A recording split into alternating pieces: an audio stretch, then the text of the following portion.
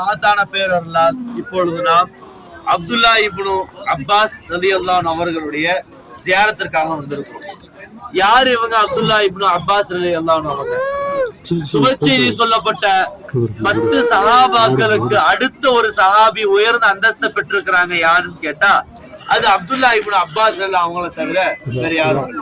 அவ்வளவு பெரிய அற்புதங்களான தன் வாழ்க்கையில் நிகழ்ந்தவர்கள் அவர்கள் கற்றுத்தர பாடங்கள் என்ன, எப்பொழுது பிறந்தாங்க என்ற வரிசையாக அவருடைய வரலாற்றை என்ன செய்ய போறோம், இப்பொழுது நாம பார்க்க போறோம்.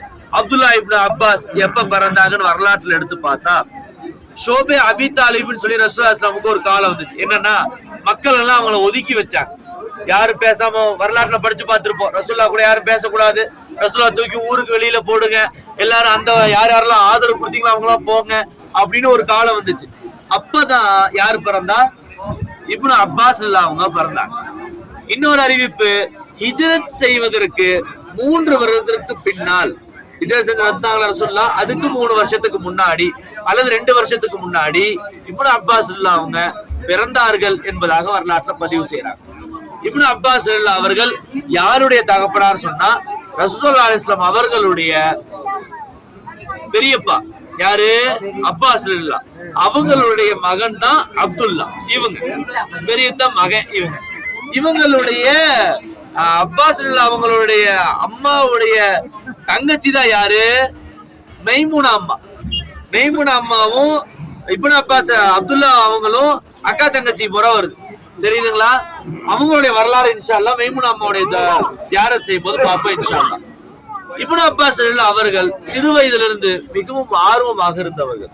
படிக்கணும் அப்படின்னு சொன்னா படித்ததற்கான ஒரு உதாரணம் இப்னு அப்பாஸ் அவர்கள்.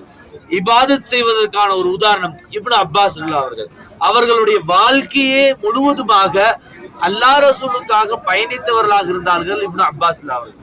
அவங்களுடைய கால சிறு வயசு பருவத்தை கேட்டா குழந்தைகளா விளையாண்டு இருப்பாங்களாமா. எல்லா குழந்தைகளுக்கும் விளையாண்டு இருப்பாங்க. ஆனா அவங்களுடைய அப்பா தேடி பார்ப்பாரு, பிள்ளை எங்க இருப்பாரு தெரியுமா? அப்ப ரசூலுல்லாஹி ஸல்லல்லாஹு அலைஹி வஸல்லம் அவங்க பக்கத்துல உட்கார்ந்துருப்பாங்க. ரசூலுல்லாஹி ஸல்லல்லாஹு அலைஹி வஸல்லம் அவங்கள விட்டு நகரவே மாட்டாங்க. சின்ன வயசா இருப்பாங்க. ஏப்பா இங்க உட்கார்ந்து இருக்கிற, 7 வயசு தான் ஆகுது உனக்கு, இங்க வந்து உட்கார்ந்து இருக்கேன்னு யாரும் கேள்வியும் கேட்க மாட்டாங்க. அந்த அளவுக்கு பெரிய சஹாபாக்கள் எல்லாம் கற்றுக்கொள்ள வேண்டிய விஷயத்தை சிறு வயது பெற்றவர்கள் கற்று தீர்த்தார்கள் என்பதாக பதிவு செய்றாங்க. அதனாலதான் உமர் ரலியல்லாஹு, உஸ்மான் ரலியல்லாஹு ஏதேனும் மார்க்க ரீதியான சட்டங்கள் தெரியணும், இந்த ஆயத்து எங்க இறங்குச்சுன்னு பார்க்கணும் அப்படின்னா நேரடியாக வந்துருவாங்க. யார்கிட்ட? இப்னு அப்பாஸ். வயசு எவ்வளோ? 14 வயசு பையன். அந்த காலத்துல உமர் ரலியல்லாஹு இடத்துல ஃபத்வா கேட்டு கொடுப்பாங்களாமா. இது சரிதானா, இந்த ஆயத்து சரிதானா, இந்த ஹதீஸ் சரிதானா அப்படின்னு அனுப்பிச்சா 2 பேத்துக்கு உமர் ரலியல்லாஹு அவங்க அனுப்பிச்சு வைப்பாங்க. ஒண்ணு ஆயிஷா அம்மாட்ட அனுப்பிச்சு வைப்பாங்க ரலியல்லாஹு அன்ஹா. என்ஓசின்னு சொல்லுவோம்ல, என்ஓசி சரி பார்த்து அனுப்பப்படுதல். முதல்ல யார்கிட்ட அனுப்புவாங்க? ஆயிஷா அம்மாட்ட போகும். போய் சரிதானா, இது இந்த ஃபத்வா கரெக்ட் தானா, இந்த ஆயத்து இதுலதான் இறங்குச்சான். 2வது யாருக்கு போகணும்னு கேட்டா இப்னு அப்பாஸ் அவங்கள்ட்ட போகும். அவ்வளவு ரீதியாக படிப்பதன் மூலமாக ஆர்வமாக இருந்தவர்கள். அமல் செய்வதன் விஷயத்தில் மிக பெரும் ஆர்வம் கொண்டவர்களாக இருந்தார்கள். கடைசி காலத்தை பற்றி பதிவு செய்கிறார்கள். இப்னு அப்பாஸ் கிட்ட போய் ஒரு மருத்துவர் சொல்றாரு, உங்களுக்கு போக போக கண்ணுல இருந்து அதிகமா தண்ணி வந்துட்டே இருக்கு, கண்ணுல இருந்து தண்ணி வருது, உங்களால அந்த கண் பார்வை குறைய ஆரம்பிக்குது. நீங்க என்ன செய்யணும்? அதிகமா என்ன செய்யக்கூடாது? தொழுகையின் பக்கம் கவனம் வரக்கூடாது. இந்த நஃபிலான அமல்கள், சுன்னத்தான அமல்லாம் செய்றீங்களே, அதெல்லாம் என்ன செய்யாதீங்க, கொஞ்சம் குறைச்சிக்குங்க. அதே போல நீங்க சஜ்தா செய்யணும் அப்படின்னா கட்ட மேல செய்யுங்க. உங்களுக்கு அந்த கண் பார்வை என்ன செய்யும்? மீண்டும் இதாகும், ரீசர்குலேஷன் ஆகும் என்பதா பதிவு செஞ்சாங்க. அப்ப சொல்லி காமிச்சாங்க இப்னு அப்பாஸ் அவங்க. ஒரு காலமும் கண்மணி பெருமாள் ஸல்லல்லாஹு அலைஹி வஸல்லம் அவங்க சொன்னாங்க, யார் ஒருவர் ஒரு வக்து தொழுகை விடுகிறாரோ அல்லாஹ்வுடைய சமூகத்தில் அவர் குறைவானவராக அல்லாஹ்வின் சமூகத்தில் போய் நிற்பாரு. அப்படிப்பட்ட குறைவானவரா நிக்க நான் ஆசைப்படல. என்னுடைய மௌத்தானாலும் சரி, கண் பார்வை போனாலும் சரி, அல்லாஹ்வுக்காக நான் என்ன செய்வேன்? தொழுவேன் என்பதாக சொல்லி ஒவ்வொரு அமலியத்தின் மீதும் ஆவல் கொண்டவர்களாக, பாசம் கொண்டவர்களாக இருந்தார்கள். ஞாபக ஆற்றல், அவர்களை விட சிறந்த ஒரு ஞாபக ஆற்றல் ஒருவரை பார்க்க முடியாத அம்சம் இருந்தது. ஒரு தடவை மதீனால இருந்து வராங்க, இங்க மக்கா வழியா வராங்க. வந்த உடனே ஒரு இடத்துல குமிறாங்க, குதிரையில வந்துட்டு இருக்கிறாங்க, குமிறாங்க. அப்ப சஹாபாக்கள் கேட்டாங்க, என்ன குமியறீங்களே, என்ன காரணம் அப்படின்னு கேட்கும் போது சொன்னாங்க, இல்ல இங்க ஒரு பெரிய ஒரு ஆலமரம் ஒண்ணு இருக்கும், அந்த ஆலமரம் இவ்வளவு தொலைவுல இருக்கும், எனக்கு கண் பார்வை இல்லதான், ஆனா அந்த ஆலமரத்தோட கிளை தலையில வந்து இடிக்கும், அதனால நான் குமிஞ்சேன் என்பதாக பதிவு செஞ்சாங்க. அங்க வந்த சஹாபாக்கள் போய் கேட்டாங்க. அங்க அதே போல ஒரு ஆலமரம் இருந்தது. அந்த ஆலமரம் மரத்துக்கு போக வரவருடைய பயணியாளர்களுக்கு இடையூறாக இருந்தது. நாங்கள் தான் அப்புறப்படுத்தினோம் என்பதாகவும் பதிவு செஞ்சாங்க. அது கரெக்டா இந்த இடத்துல வருது என்பதாகவும் பதிவு செஞ்சாங்க. அவ்வளவு தூரம் ஞாபக ஆற்றலுடையவர்களாக இருந்தாரு. குறிப்பாக இப்னு அப்பாஸ் அவர்களை என்ன சொல்லி அழைப்பான்னு கேட்டாரு, ரயீசுல் முஃபஸ்ஸிரீன், தஃப்சீர்களுக்கெல்லாம் தலையானவர் என்பதாக பதிவு செஞ்சார். சுல்தானுல் முஃபஸ்ஸிரீன், முஃபஸ்ஸிரீன் செய்வதில் அரசர் என்பதாக பதிவு செஞ்சார். ஹதீஸ் கலை, குர்ஆன் கலை, ஃபிக்ஹ் கலை, கவிதை கலை, இது எல்லாத்தையும் தேர்ச்சி பெற்றவர்களாக இருந்தார்கள் இப்னு அப்பாஸ் அவர்கள். வாழ்நாள் முழுவதும் கத்துக்கணுங்கிற பாடத்தை தான் இப்னு அப்பாஸ் அவங்க கத்து தராங்க. கத்துக்கணும். வயசு நிறைஞ்சிருச்சு, தாடி வெள்ளையாயிருச்சு, வயசு போயிருச்சு, இந்த வேற வேலையில இருக்கிற, வீட்டுல எல்லாம் நிறைய வேலை இருக்குது, பாத்திரம் தரவல வேலை இருக்குது, வீடு கூட்டுற வேலை இருக்குது, பிள்ளைய பாத்துக்கிற வேலை இருக்குது, அவர் வந்தா பார்க்காம போயிடுறாரு, நான் மட்டும்தான் நிக்கிறேன். இது எல்லாரும் காரணத்தை மட்டும் சொல்லி கொண்டிருக்கிறோம். படிப்புக்கு காரணம் தேவை, படிப்புக்கு காரணம் தேவையில்லை என்று வாழ்ந்தவர்கள் தான் இப்னு அப்பாஸ் அவர்கள். அறிவிப்பு செய்யறாங்க. உபைர் ரலியல்லாஹு அவங்க கிட்ட ஒரு ஹதீஸ் இருந்துச்சு. யார்கிட்ட? உபைர் ரலியல்லாஹு. அவங்க கிட்ட போய் கேட்கணும்னு சொல்லிட்டு நேரடியா போய் வீட்டு வாசல்ல போய் நின்னாங்க. காலையில ஃபஜ்ர் முடிச்சு நின்னவங்க அசர் வரைக்கும் நின்றுட்டு இருக்காங்க. வெளியே யதார்த்தமாக வந்தவர்கள் பார்க்கிறார்கள், அப்பாஸ் அவங்க நின்றுட்டு இருக்காங்க, அப்துல்லா அவங்க நின்றுட்டு இருக்காங்க.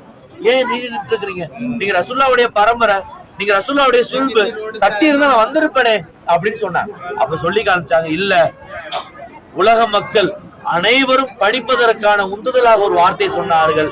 நான் தான் படிப்பை தேடி வர வேண்டுமே தெரிய, கல்வியை தேடி நான் வர வேண்டும், என்னை தேடி கல்வி வருதல் கூடாது. அதனால நீங்க எப்ப ஓபன் பண்றீங்களோ அது வரைக்கும் நான் அந்த கல்வியை கத்துக்கணும்னு சொல்லி நின்றுட்டு இருந்தேன் என்பதாக பதிவு செஞ்சாங்க. கல்வி கற்றுதல் மிகவும் முக்கியமான அம்சம் என்பதை நிரூபணப்படுத்தி காட்டுவதுதான் இப்னு அப்பாஸ். தன்னுடைய கடைசி காலத்தில் 2 வருட காலங்கள் தாயிஃப் மாநகரில் வாழ்ந்தார்கள். ஹரமுக்குள்ளால் இருக்கின்ற சமயங்களில் பாடங்களை கற்று தெரிந்து கொண்டே இருந்தார்கள். மதீனா நகர்ல முதல்ல படிப்புக்கான சிம்மாசனம் விட்டு அமர்ந்தவர்கள் இப்னு அப்பாஸ். ரசூலுல்லாஹ் இருக்கிற வரைக்கும் மஸ்ஜித் நபவியில் நடந்துச்சு. மஸ்ஜித் நபவி எக்ஸ்டெண்ட் ஆக ஆக பாடமாக நடத்தியவர்கள் முதலில் இப்னு அப்பாஸ் அவர்கள். பதிவு செய்கிறார்கள் வரலாற்று ஆசிரியர்கள். இப்னு அப்பாஸ் அவங்க உட்கார்ந்துட்டாங்கன்னா தஃப்சீருக்காக ஒரு கூட்டம் கூப்பிடுவாங்களாம். யார் யாரெல்லாம் குர்ஆன் கலையை தெரிந்து கொள்ள வேண்டுமோ வாருங்கள் என்று கூப்பிடுவாரு. எல்லாம் வருவாங்க, கத்துக்குவாங்க, போவாங்க. அடுத்து ஹதீஸ் கலை தெரிஞ்சு கொள்ளலாம் வாங்கன்னு கூப்பிடுவாங்க, கத்துக்குவாங்க, போவாங்க. 3வது ஃபிக்ஹ் கலை தெரிந்து கொள்ள வாங்கன்னு கூப்பிடுவாங்க, வருவாங்க, கத்துக்குவாங்க, போவாங்க. 4வதாக கவிதை கலைகளை பலாகா தெரிந்து கொள்பவர்கள் வாருங்கள் என்பதாக கூப்பிடுவாங்க, கத்துக்குவாங்க, செல்வார்கள், பதிவிடுகிறார்கள். அவர்களுடைய மாணவர்களாகத்தான் நாங்கள் அனைவரும் விளங்கி இருக்கிறோம் என்பதாக பதிவு செஞ்சாங்க. படிக்கணும். சிம்பிளா இப்னு அப்பாஸ் கீழே சிம்பிளா சொல்லுங்க ஹஜ்ரத் அப்படின்னா படிக்கணும். வாழ்க்கையில கத்துக்கணும். தெரியாத ஒண்ண தெரிஞ்சுக்க ஆசைப்படணும். அலிஃபன் தெரியல, அலிஃபன் கத்துக்கணும். பா தெரியல, பான்னு கத்துக்கணும். ஒரு மாசம் ஆனாலும் சரி, வாரமானாலும் சரி, கற்றுதலின் விஷயங்களில் ஆர்வம் கொள்ளுதல் வேண்டும். புது சூறா தெரியல, புது சூறா ஒன்ன கத்துக்கணும்.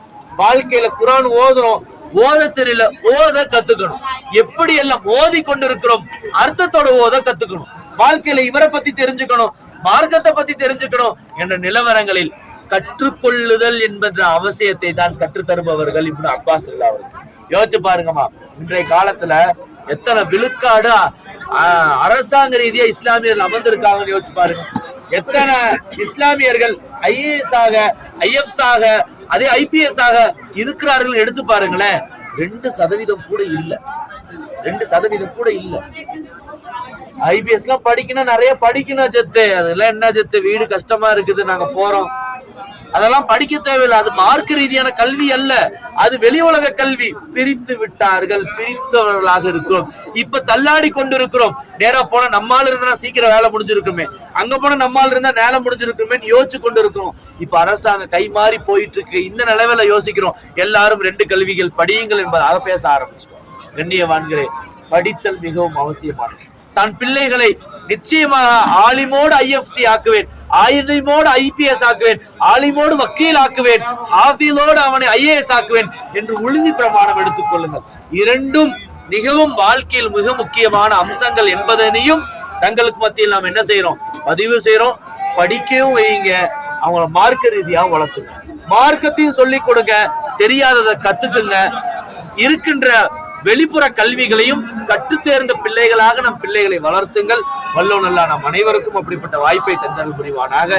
இப்படியெல்லாம் இப்னு அப்பாஸ் ரலியல்லாஹு அவர்கள் தன் வாழ்நாட்களில் படிப்பதற்காக தன் வாழ்க்கையை ஒதுக்கினார்களோ, படித்துக் கொள்ள வேண்டும் என்று ஒதுக்கினார்களோ, இப்படி எல்லாம் இபாதத் செய்ய வேண்டும் என்று ஒதுக்கினார்களோ, அவை அனைத்தையும் செய்பவர்களாக ஆக்கிக்கொள்ளும். நம்ம அனைவரையும் அல்ல ஆக்கியல் புரிவானாக. கடைசியா கேட்டாங்க இப்னு அப்பாஸ் ரலியல்லாஹு, உங்களுக்கு ஏதாவது கடைசி ஆசை இருக்கான்னு கேட்டாங்க. சொன்னாங்க, நான் ஹஜ்ஜ செஞ்சிருக்கிறேன். கொஞ்சம் லைட்டா